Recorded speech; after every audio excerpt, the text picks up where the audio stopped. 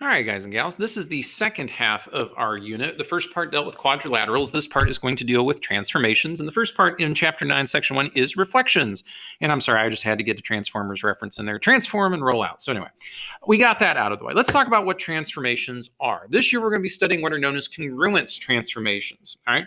Another name for this is isometry, or isometries is the plural. Basically, what it means is that we're looking at transformations that will preserve an image original size and shape. In other words, we're dealing with transformations that preserve congruence. All right. So whatever my original size and shape was, the new will stay the same. Three transformations that we've got that follow this isometry, this idea of keeping size and shape, that are reflections, translations, and rotations. These are all isometries. However, we will discuss dilations. Dilations are sort of the odd aunt or uncle that you see at the family reunion. They belong there, but not quite. Again, dilations do not preserve congruence, right? Instead, they are what we call a similarity transformation. So instead of getting two congruent images, we tend to get two images that are similar to each other. But when we get to dilations, we'll talk about those. Reflections, let's start there. All right. Reflections, we have multiple ways to reflect. One way that you need to know how to reflect, because you're both in 8th grade and because you're a geometry student. Lamar, gotta love it when the phone rings in the middle. So take a look. Because you're an 8th grader and because you're a geometry student, we've got to deal with the coordinate form. In other words, when we're on the coordinate plane, what can we do? Now, there are 4 different versions of reflections that we're going to talk about. So let's hit each one in turn. First, if we try to reflect over the x-axis, here's what happens.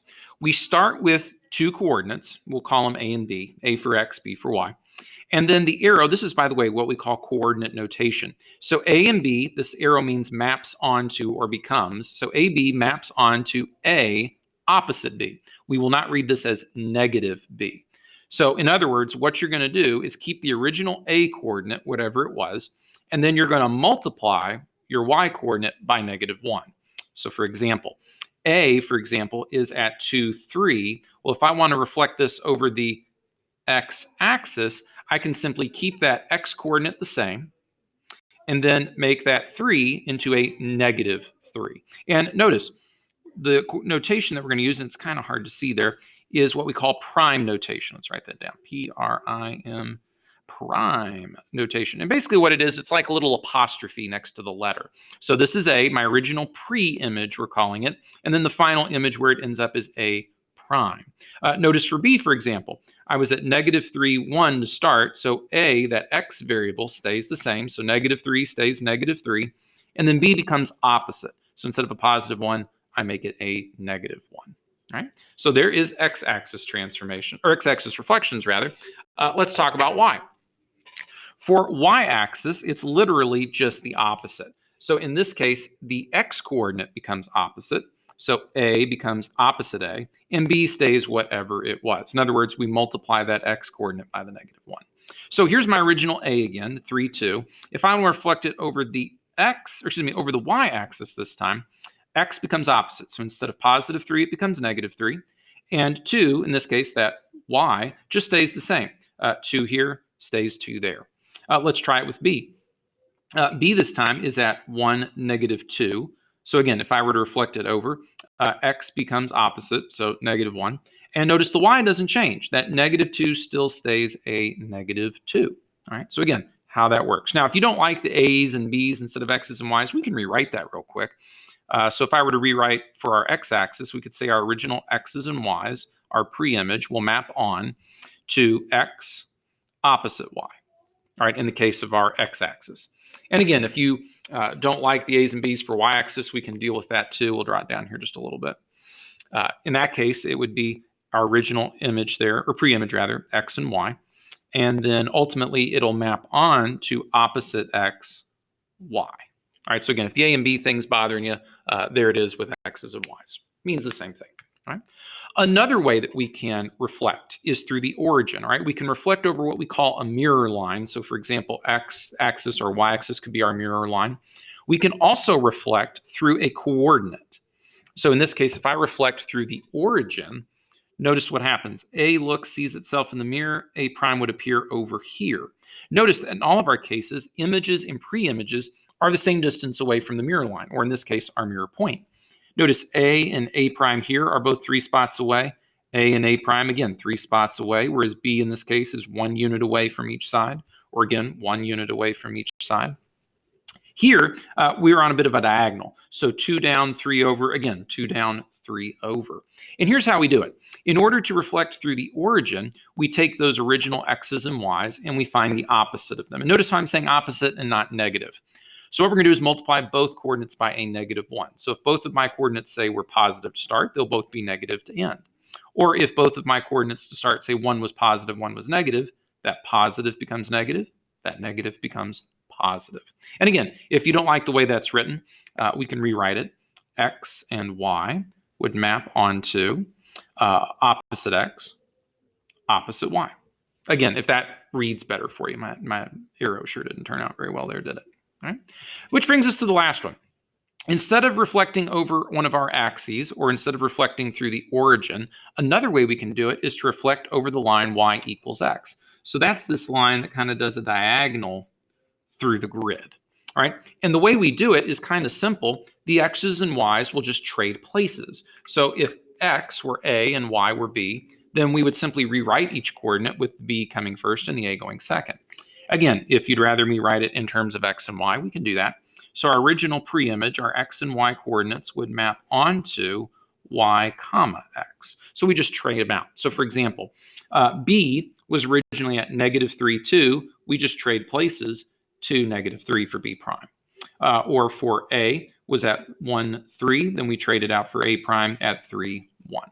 Good. And notice, they're still the same distance out. B and B prime are still the same distance out from that mirror line, but this time we would be measuring across, say, a diagonal, kind of like we did here, whether in these cases we're measuring just straight distances.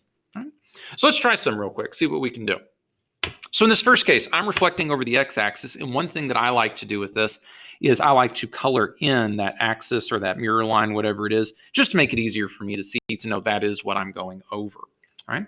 If we use our coordinate notations, then the first thing I'm going to need is to grab the coordinates of my original points. So we've got A, D, M, and W. Those are kind of weird points, but whatever. A is at 4, 3. D is at 1, 5. M is at -1, 5. W is at -1, 4. Make sure I read that right. Very good. Now, since I'm going over the x-axis, remember our coordinate notation tells me to keep x the same and we make y the opposite. So I'm going to write that down here. So x stays the same. Y will become opposite, right? And that's going to reflect that over our x-axis. So if I'm going to write out my new coordinates, A prime, D prime, M prime, and W prime, the first thing I'm going to do is write all of my x coordinates down exactly as they were. So in this case, 4, 1, -1, and -1, because those don't change. Then I'm going to go and make all of my y coordinates opposite of whatever they were. So in this case, I'll have -3, -5, -5, and -4. All right? And now it's just a matter of plotting all those points out. So 4, -3. Notice when I write that A prime, it's kind of like an apostrophe or an exponent of 1. That's how we write that prime notation. D is at 1, -5, so that's down here. M is at -1, -5, so there's M prime. And then W is just, 1 removed. There we go. And now we play connect the dots. Probably my favorite part of the whole thing. And notice, same size, same shape. Notice A is equally distant from the mirror line. W and W prime equally distant there. So we've done it correctly. All right, let's try another one. This time we're reflecting over the line y equals x. So again, the first thing I'm going to do is get all of those original coordinates written down. It's just going to make it easier. So H, Q, P, and L. Good grief, I don't know where they got those coordinate names from. So let's see, H is at -2, 3. Q is at -2, 1. P looks like it's at -3, -2. And then L is at the point 0, 2. Now remember, our coordinate notation for this is that the x's and y's simply will trade positions. So again, my original x and y, x and y, kind of drew that funny. These are our original pre-image xy coordinates. They will map onto y, x. So all I got to do is trade places. Now remember, the line y equals x is this line here. Let's see if I can try and draw it as straight as I can. There we go. So we're going to take this and reflect it over this line on the diagonal. So let's grab our new coordinates and we'll just write everything in. So h prime, q prime, p prime, and l prime. There they are. I'm going to take all of my y's first and write them first. So 3, 1, -2, and 2. Then I'll go back and grab all the x's. So -2, -2, -3, and 0. There we go. Now all we got to do is write it in. So 3 over and 2 down. So that is h prime. Q is 1 over and 2 down. So that is q. P is, see, 2. Yep, make sure I read that right. 2 over and 1, 2, 3 down. So there's P prime. And then L is simply 2 over, and we're not going to go up or down. So playing connect the dots, making sure that we do this correctly. So I'm going to go H to Q, Q to P, P up to L, L back again. Cool. Same size, same shape. We've done it correctly. Now, if you'd rather use a straight edge on these, I would recommend it. I'm not using a straight edge simply because my pen will get all over it and then it'll smear. But again, I recommend that you do use a straight edge. If you're like me and can't draw straight, that's just the way to go. All right, so again, there's coordinate notation. We'll spend time in class practicing these. So if you're like, I'm not 100% sure how to do this, it's okay. We'll spend some more time there. Real quick, I want to spend our time, and again, these work the same as what you saw before, just use your coordinate notations. I'm going to skip these because I'm looking at the clock and I want to get to our constructions, all right? Well, I say constructions. Well, underneath it, we're going to say drawing.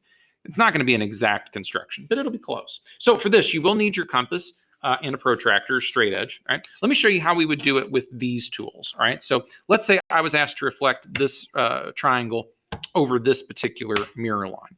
One way to do it is to simply measure. So for example, I could grab my protractor here to this point. Let's give it a name. Actually, let me grab a pencil quick. Let's give it a name. We'll call it point A. And what we would do is try to set this up so that way we've got a perpendicular going through here, perpendicular out the other side. That way we get those distances correct and do it that way. And that works. Problem is, a lot of times these won't be set up to make it very easy to measure. So here's what I'm going to do. I'm going to construct that perpendicular, and then just simply we can measure the distance out. So remember, in order to get a perpendicular from a point not on a line to that line, I'm going to take my compass, and I'm going to make it a little bit longer than the distance is from this point to the line. And what I'm going to do is I'm going to make 2 marks. I'm going to make it just a little bit shorter there. There we go. I'm going to make a mark here, and make a mark here. All right. That way, A now is directly between these two. All right. Keep that same distance. Don't change it. I'm going to grab this intersection and make an arc. Grab this intersection, make an arc. Cool. And this intersection is A prime, because notice that's the perpendicular bisector. These two sides and these two sides would be the same. So cool. This intersection point is A prime. Notice it's the same distance from the line on a perpendicular. Cool. All right, let's do the rest of them. So this would be, we'll call this B prime, or B rather, and C, and then we'll get B and C prime drawn out. So let's try it for B next. So again, take your compass, make it a little bit bigger here, because remember, we've got to make it just a little bit longer than the actual distance from B to the line. So about like that, that'll work. Now, maybe just a touch smaller. Here we go. So this one's going to hit right at that corner, or right at that arrow rather, and then this one's here. So again, we'll grab that intersection just as close as we can, draw an arc, grab that intersection as close as we can, draw an arc. Cool.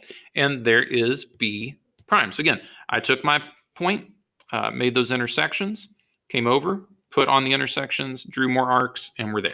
So there is B. Ooh, that's a little big. There is B, that's better, prime. All right, let's get C done. And we'll be done for the day with that one. So let's see here. Let's make that a little bit bigger. Goodness gracious. Now notice I'm not erasing anything, folks. I strongly recommend that you don't, just so that way when I'm grading stuff, you can show me what you were doing. All right. So intersection was here. Make an arc. Intersections there. Make an arc. Cool. And there is C prime. Oh, there it is, C prime. So now let's play connect the dots real quick. Again, this is where having a straight edge comes in handy. So let's see here. If we can connect the dots and get two images that are same size and same shape. We ought to be really, really close. Okay, not exact, but close. There we go. All right, let's see. Yeah, that actually turned out better than I thought it would. All things being equal, no pun intended, that looks great. Yeah, and again, we can check our measurements here with our compass. You know, for example, from A to C is about that far.